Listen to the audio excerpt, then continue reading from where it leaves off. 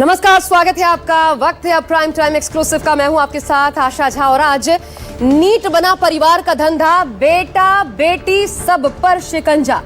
NEET paper leak कांड में बेहद हैरान करने वाली यह खबर सामने आई है राजस्थान से, जहां एक पूरा परिवार सीबीआई की रडार पर है।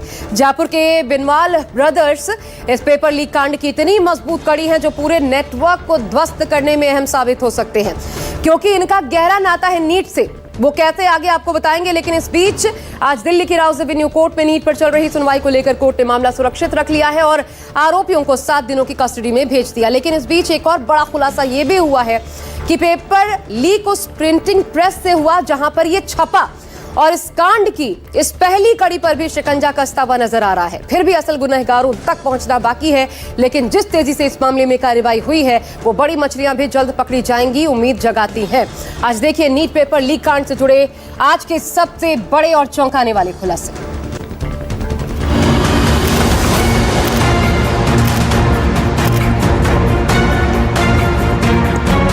राजस्थान का रहने वाला मांगीलाल बिवाल गिरफ्तार। मांगीलाल का भाई दिनेश बिवाल गिरफ्तार। दिनेश का जानकार विकास बिवाल गिरफ्तार। नासिक का शुभम खैरनार गिरफ्तार और हरियाणा के गुरुग्राम का यश यादव ये भी गिरफ्तार। यही वो 5 किरदार हैं जिनकी वजह से 23 लाख युवाओं का भविष्य अधर में लटक गया। इन्हीं की शैतानी दिमाग की उपज ने नीट एग्जाम की पटकथा को आगे बढ़ाया और नौबत पेपर रद्द करने तक की आ गई। अभी तक नीट एग्जाम पेपर लीक कांड में कुल 5 लोगों की गिरफ्तारी हुई है, जिनमें ये 5 शामिल हैं। इनमें 3 को राजस्थान, 1 को नासिक और 1 की गिरफ्तारी गुरुग्राम से की गई। राजस्थान नेटवर्क का प्रमुख किरदार मांगीलाल बिवाल बताया गया है, जिसके जंबा रामगढ़ स्थित घर गुरुवार को सीबीआई की टीम ने रेड की। करीब 4 घंटे की पूछताछ और जांच के बाद सीबीआई के अधिकारी यहां से तमाम तरह के सबूत निकाल के ले गए हैं। ये लोग मांगीलाल और दिनेश के घर आए थे सीबीआई के अधिकारी, और यहां से देखिए इसमें कई सारे डॉक्यूमेंट्स भी हैं, दस्तावेज भी है, किताबें, पासपोर्ट कॉपी है, क्योंकि इन्हीं के सहायता से नीट की परीक्षा पास की थी। और ये सीबीआई के अधिकारी लगातार यहां से आगे बढ़ने की कोशिश कर रहे हैं अपने तमाम सबूतों को जुटाते हुए।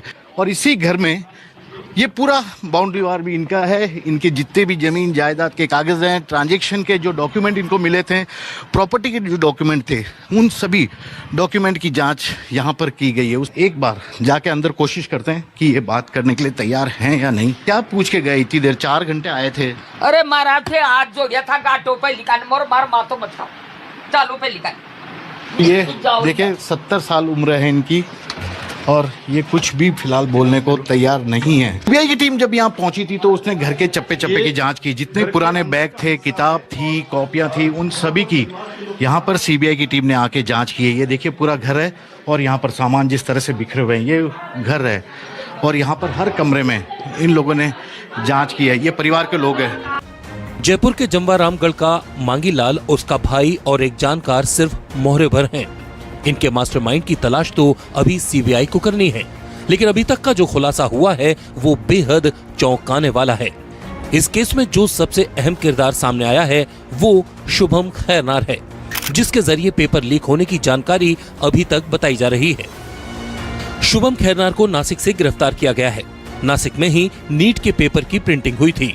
प्रिंटिंग प्रेस में शुभम खैरनार के काम करने की जानकारी सामने आई है। शुभम खैरनार पर शक है कि उसने पेपर लीक करके यश यादव को भेजा। यश गुरुग्राम का रहने वाला है। यश के जरिए लीक पेपर राजस्थान के सीकर के मांगीलाल बिवाल को 30 लाख रुपए में मिला। मांगीलाल बिवाल ने लीक पेपर अपने भाई दिनेश बिवाल को मुहैया कराया, जिसके हाथ से पेपर का सेट तैयार किया और उसे स्कैन कर आगे बढ़ाया गया। जानकारी मिली है कि दिनेश बिवाल के बेटे ऋषि बिवाल ने भी इस बार नीट का एग्जाम दिया था, जिस वजह से दिनेश ने लीक नीट पेपर में इंटरेस्ट लिया। लेकिन इससे भी चौंकाने वाली बात ये सामने आई कि साल 2024-25 में दिनेश के परिवार से ही कुल 4 लोगों ने नीट का एग्जाम क्लियर किया है।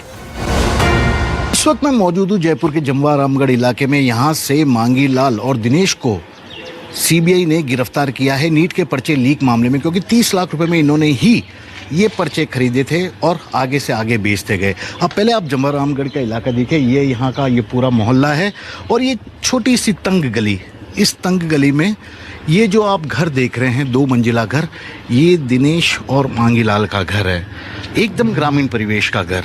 लेकिन यदि सीबीआई की बात माने तो पिछले कई सालों से ये लोग पर्चे लीक गिरोह के सदस्य थे।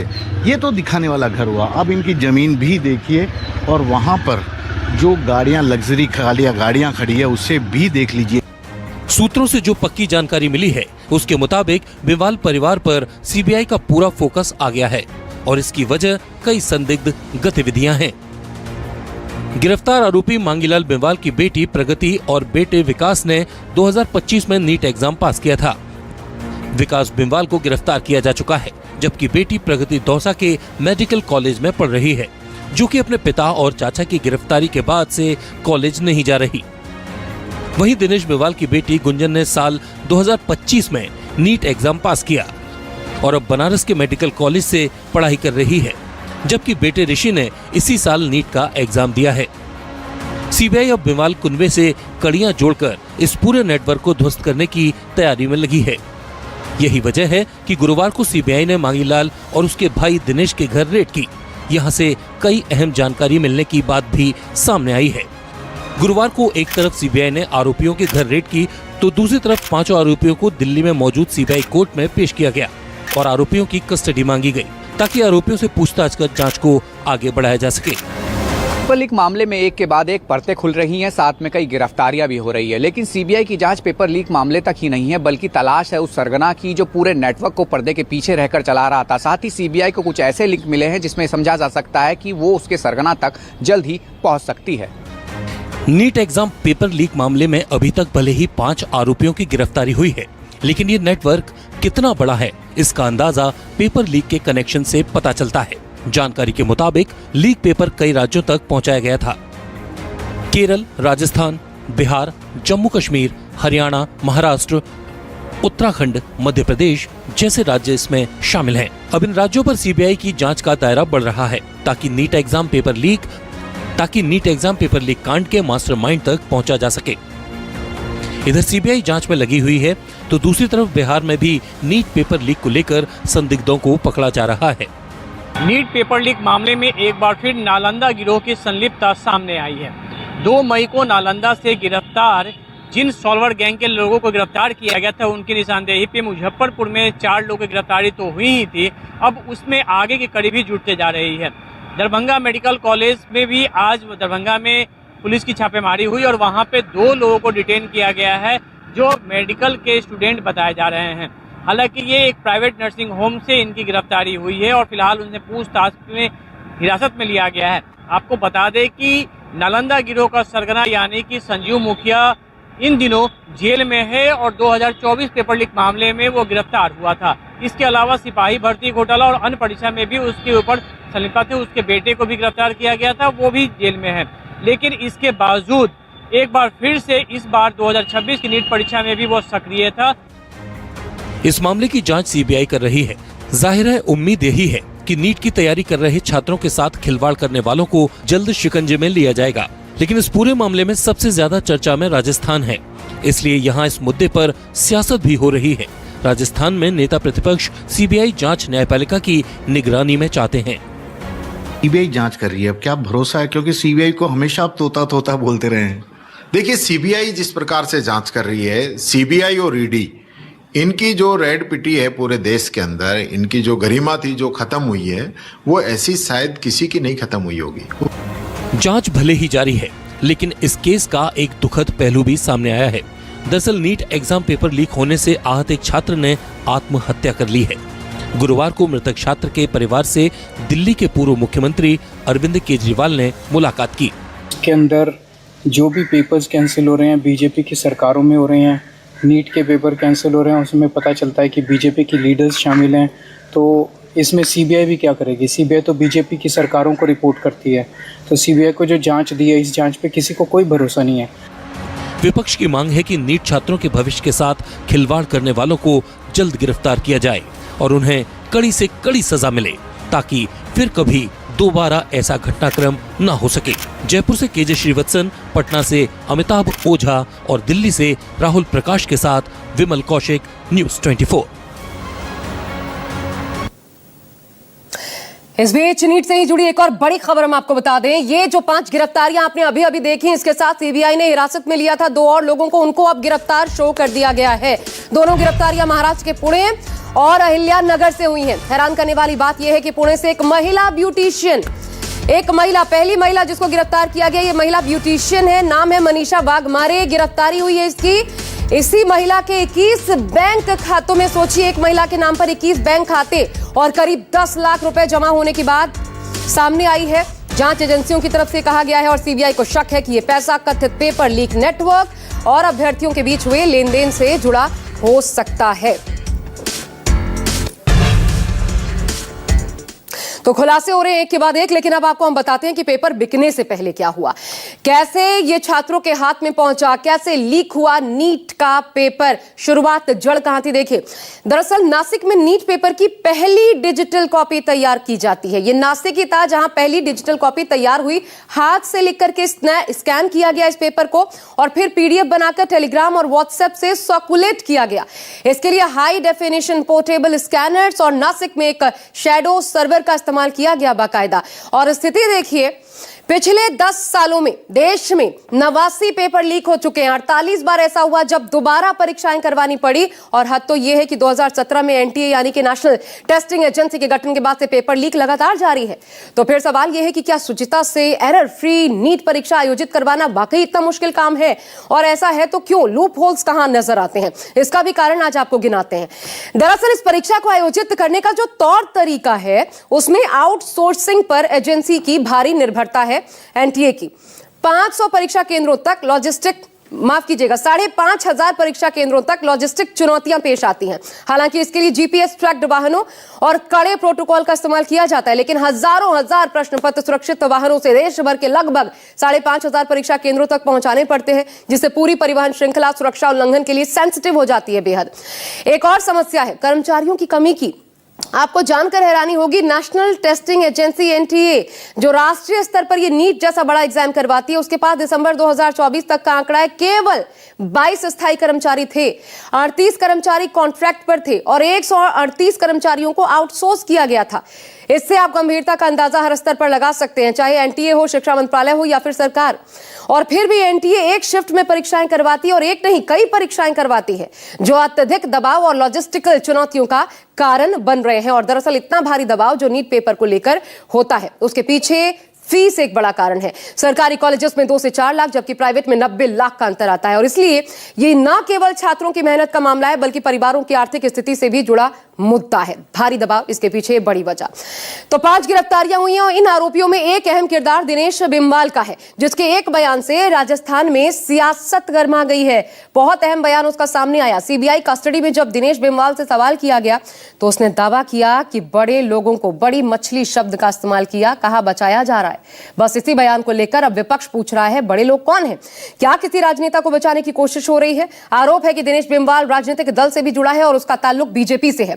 इसी को विपक्ष ने मुद्दा बनाया है। देखिए।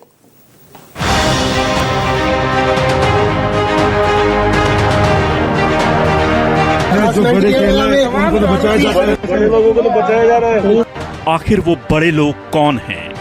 वो बड़े लोग कितने हैं? दिनेश बिमवाल किन बड़े लोगों की बात कर रहा है? इस बयान के बाद विपक्ष ने यही सवाल उठाए हैं, जिनका आरोप है कि दिनेश बिमवाल बीजेपी से जुड़ा हुआ है और इसके राजनीतिक ताल्लुक हैं।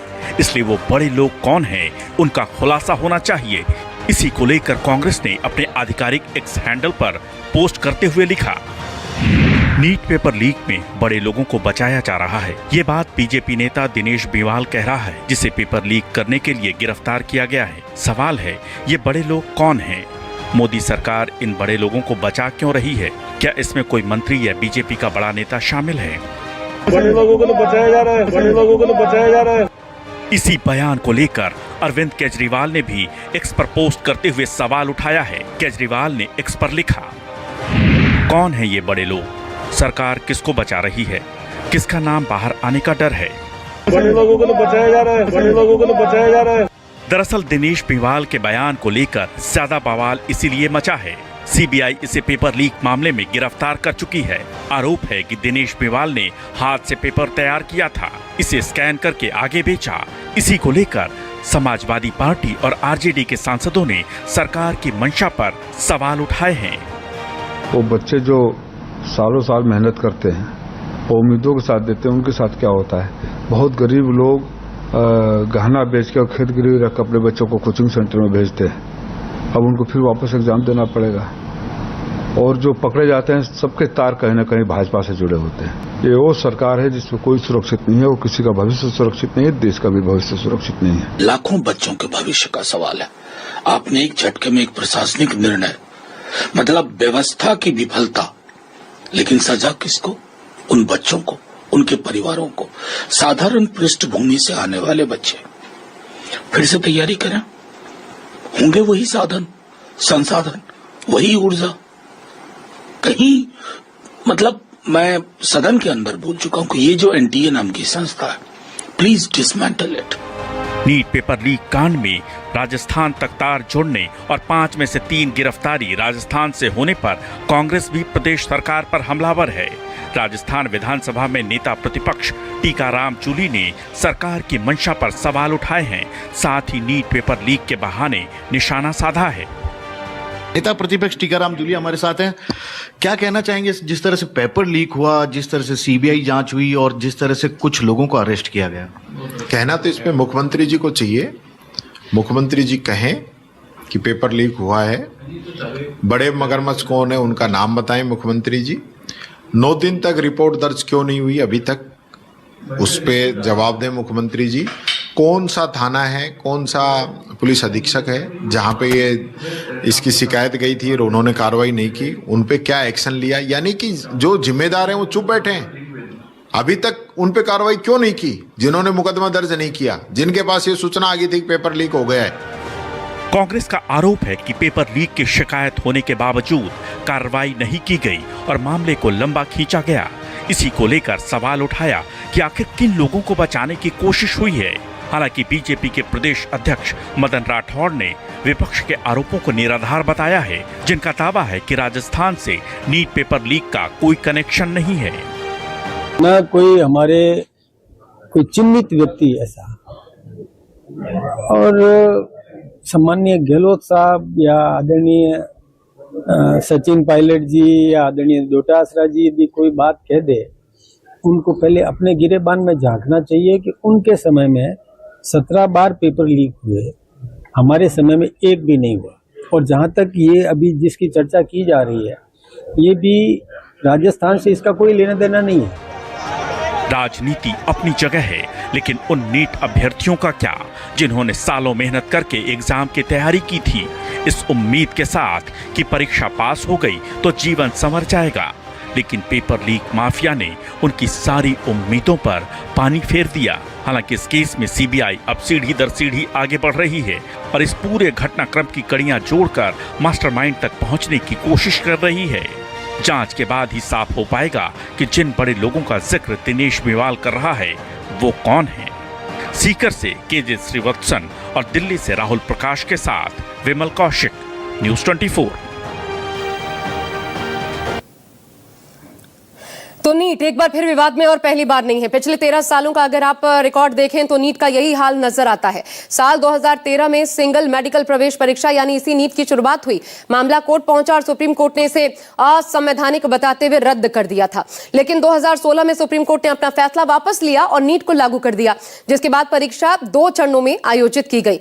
2017 में हालांकि नीट से जुड़ा एक और विवाद सामने आ गया। तमिलनाडु में एक 17 साल की छात्रा अनिता ने आत्महत्या कर ली। अनिता ने सुप्रीम कोर्ट में नीट के खिलाफ कानूनी लड़ाई हारने के बाद आत्महत्या की थी। दरअसल अनिता ने नीट से छूट दिलाने के लिए सुप्रीम कोर्ट में याचिका दायर की थी। अनिता का कहना था नीट के कोचिंग का खर्च वो नहीं उठा सकती। ये घटना तमिलनाडु में मेडिकल प्रवेश के लिए नीट के अनिवार्य होने के बाद छात्रों के दबाव और मानसिक स्वास्थ्य से जुड़ी एक प्रमुख घटना के तौर पर उभर कर सामने आई। 2019 में एक और विवाद तब सामने आया जब कई छात्रों ने उन पर फर्जी उम्मीदवारों से अपने नाम पर परीक्षा दिलवाने का आरोप लगा। जांच हुई तो कई लोगों की गिरफ्तारी हुई। 2020 यानी अगले ही साल नीट परीक्षा फिर विवादों में आ गई जब कोविड के दौरान परीक्षा करवाई गई। इस फैसले का देश भर में विरोध हुआ, लेकिन सुप्रीम कोर्ट ने परीक्षा करवाने की अनुमति दे दी और 2022 की परीक्षा भी विवादों से बच नहीं पाई। कई छात्रों ने आरोप लगाया केंद्र पर परीक्षा से पहले उन्हें मेटल हुक वाले इनरवियर उतारने के लिए कहा गया। इसकी कड़ी निंदा की गई और फिर हुआ 2024 नीट पेपर लीक कांड, 67 छात्र और 720 में 720 अंक। इसके बाद पेपर लीक और ग्रेस मार्क्स पर विवाद बढ़ा। मामला कोर्ट पहुंचा, लेकिन कोर्ट ने रीटेस्ट करवाने से इनकार कर दिया। लेकिन जिन सेंटर्स पर विवाद हुआ था वहीं सिर्फ रीटेस्ट करवाए गए और एक बार फिर नीट परीक्षा विवादों में है अब, और बच्चों का भविष्य भंवर में। कौन लोग इसके जिम्मेदार हैं, उनकी पकड़ के लिए सीबीआई एक्शन में है, लेकिन उन बच्चों की मानसिक टेंशन का क्या जो बिना कसूर के झेल रहे हैं, परेशान है। सवाल है कि पेपर लीक आखिर कैसे होगा ठीक। नीट पेपर लीक होने से 23 लाख छात्रों का भविष्य अधर में लटक गया है। यही वजह है कि विपक्ष के साथ साथ छात्रों के बीच नाराजगी है जबरदस्त रूप से, जिसे लेकर अब जगह जगह विरोध प्रदर्शन हो रहे हैं। दिल्ली में जंतर मंतर पर छात्रों ने विरोध प्रदर्शन किया। अहमदाबाद में शिक्षा मंत्री धर्मेंद्र प्रधान को काले झंडे दिखाए गए हैं। देखिए।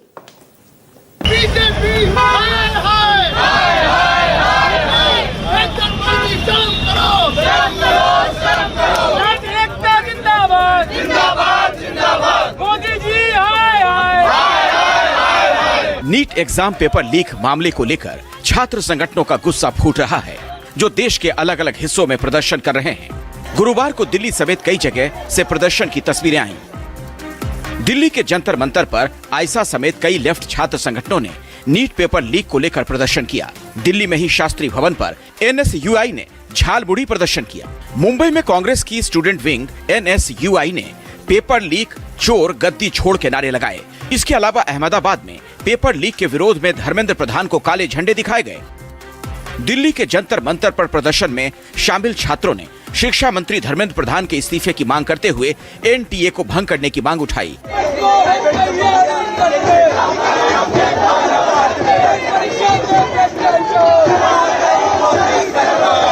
प्रदर्शनकारी छात्रों का आरोप ये कि लगातार पेपर लीक और परीक्षा में गड़बड़ियों के बावजूद कोई ठोस सुधार नहीं किया जा रहा है। छात्रों के साथ जो कहा गया है कि एक विश्वासघात हुआ है, पेपर लीक हो गया, कैसे हो गया, तमाम सवालों को लेकर सड़कों पे अलग अलग तस्वीरें देखने को मिल रही है। हमने तमाम प्रोटेस्ट देखे, तमाम तस्वीरें देखी जहां लोग इस बात का विरोध कर रहे हैं। क्या लगता है कि पेपर लीक जो भविष्य है, कैसे ये सब हो रहा है, खराब हो रहा है? देखिए, मेरा नाम विनोद है और मैं ये कहना चाहता हूँ कि आपने देखा कि इन 10 सालों में 12 सालों में लगभग 80 से ज़्यादा पेपर लीक हो चुके हैं। तो देखने को मिल रहा है कि किस तरह से छात्रों का भविष्य दरअसल वो एक तरह से अंधकार में हो चुका है। अलग अलग जगहों पर प्रोटेस्ट देख रहे हैं। आज लोग, आप छात्र संगठन यहाँ इकट्ठा हुआ, मकसद क्या है, क्या कहना चाह रहे हैं आप? देखिए, ये मकसद ये है, हम बताना चाहते हैं कि जो शिक्षा मंत्री है वो अपनी जिम्मेदारी ले, वो रिजाइन करे, और जो एनटी के चेयरमैन है वो भी रिजाइन करे, वो अपनी जिम्मेदारी ले। धर्मेंद्र प्रधान ने अभी तक इस्तीफा नहीं दिया। 2 साल बाद भी हमें सेम चीज रिपीट होते हुए दिख रही है। ये बस पेपर लीक नहीं है, ये पूरी सीरीज चल रही है पेपर लीक की। 10 साल में 80 से ज़्यादा पेपर लीक, मतलब स्टूडेंट्स बार बार तैयारी कर रहे हैं, मेहनत कर रहे हैं एक अच्छे भविष्य के लिए अपने। पेपर लीक है, ये ऐसा नहीं है कि जैसे लोग ऐसे सोचते हैं कि सिस्टम एक पाइपलाइन की तरह है और उसमें कोई छोटा सा छेद है, कहीं किसी किनारे में 2-4 लोग करप्ट हैं, वो पेपर बेच दे रहे हैं। लेकिन चीज़ इतनी सिंपल नहीं है। जब पिछले 10 साल में 80 केसेज आ चुके हैं तो आपको देखना पड़ेगा कि एक सोशल फेनोमेनन बन चुका है। नीट पेपर लीक मामले को लेकर कांग्रेस के स्टूडेंट विंग ने मुंबई में प्रोटेस्ट किया। पेपर चोर गद्दी छोड़ के नारे लगाए। एनएसयूआई कार्यकर्ता पुतला जलाने के लिए बाहर जाना चाहते थे, लेकिन प्रीमाइसेस में भारी पुलिस बंदोबस्त था। पुलिस ने बाहर से गेट बंद कर रखा था और बाहर निकलने वाले एनएसयूआई कार्यकर्ताओं को रोकने के लिए लाठियों से डराया जा रहा था।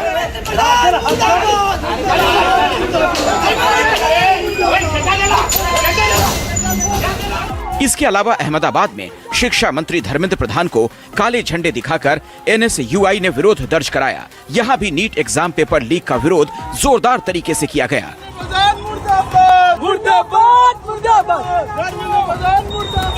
अहमदाबाद से भूपेंद्र सिंह और मुंबई से इंद्रजीत सिंह के साथ राहुल प्रकाश, दिल्ली न्यूज़ 24।